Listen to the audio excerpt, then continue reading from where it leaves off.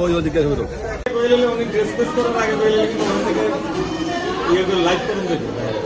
আমি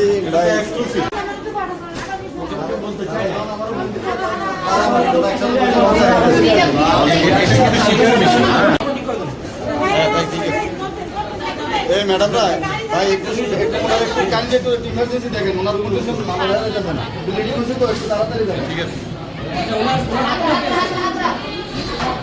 হ্যাঁ দুইজন হরণ হয় না।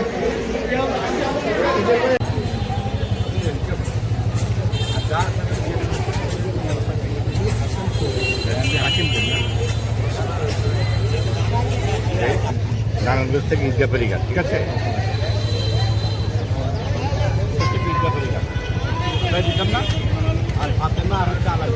আমি তাৎক্ষণিকভাবে মহিলার কাছে গিয়ে দেখলাম যে ওই নার্স আস্তে আস্তে হয়তো বা 20 মিনিট সময় লাগবে, তো এর মধ্যে সে রিস্ক হয়ে যেতে পারে, যার কারণে আমি নিজেই তাকে নিয়ে সরাসরি সদর হাসপাতালে চলে আসি।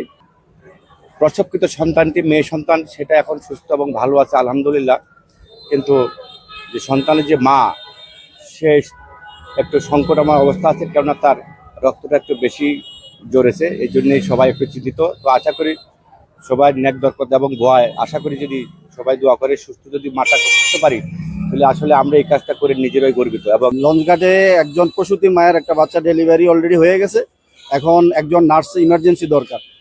তুমি যদি কাজটা করতে পারো তাহলে মনে হয় অনেক বড় একটা মানবিক কাজ হয়। তো আমি সাথে সাথেই হিলসা মেডিকেল অ্যান্ড ডায়াগনোস্টিক সেন্টারে ফোন দিলাম যে বাকি ভাই আমার একজন নার্স দরকার ইমিডিয়েট, একটা বাচ্চা ডেলিভারি হয়ে গেছে, বাচ্চার ফুলটা এখনো মা ভুল পড়া নাই, বাচ্চারও ভুল পড়া নাই, ইয়া করছে, ওটার একটু করা দরকার। তো সাথে সাথেই ওই নার্স সহ আরো যে ইকুইপমেন্ট দরকার মেডিকেল ওগুলো নিয়ে লঞ্চ ঘাটে যখন রওনা দিছে, তখনই আমরা দেখলাম যে মা ও বাচ্চার অবস্থা খুবই ক্রিটিক্যাল অবস্থা।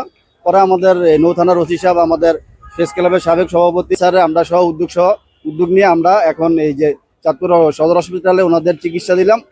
তারা যে লঞ্চে বাচ্চা প্রসব করেছে ওই লঞ্চের মালিক 5,000 টাকা দিয়েছে তার চিকিৎসার জন্য, আর রুগী একদম গরিব ঘরের গৃহিণী বোঝা যায়, আর তার স্বামী আসছে দেখা গেল। তো এখন তার মায়ের অবস্থা একটু খারাপই দেখলাম, যে অধিক রক্তক্ষরণের কারণে চিকিৎসকরা এটাকে লেবার রুমে নিয়ে ব্যবস্থাপনা করতেছেন। বাচ্চা মোটামুটি সুস্থ আছে, কিন্তু মা আশঙ্কা মুক্ত নয়, মা অনেক ব্লিডিং হয়েছে, রক্তের গ্রুপ পরীক্ষার জন্য পাঠানো হয়েছে, হয়তো রক্ত দেওয়া লাগতে পারে। তবে আমরা সর্বোচ্চ চেষ্টা চালিয়ে যাচ্ছি বলতে